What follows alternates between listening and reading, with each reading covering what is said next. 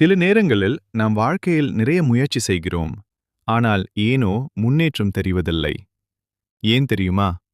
நாம் கஷ்டப்படுவதை நிறுத்திவிட்டு வாழ்க்கையை ரசிக்கத் தெரியாமல் போனதால்தான். இன்று இந்த 3 நிமிட வீடியோவில் உங்கள் வாழ்க்கையை மாற்றக்கூடிய சில எளிய உண்மைகளை பார்க்கப் போகிறோம். முதல் பாடம். கடந்த காலத்தை மறந்து விடுங்கள். காயம்பட்ட மனதோடு தோல்விகளை சுமந்து கொண்டு யாராலும் ஓட முடியாது.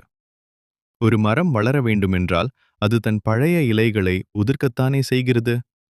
நீங்களும் உங்கள் பழைய நினைவுகள், கோபம், ஏமாற்றம் ஆகியவற்றை இன்றே உதிர்த்து விடுங்கள்.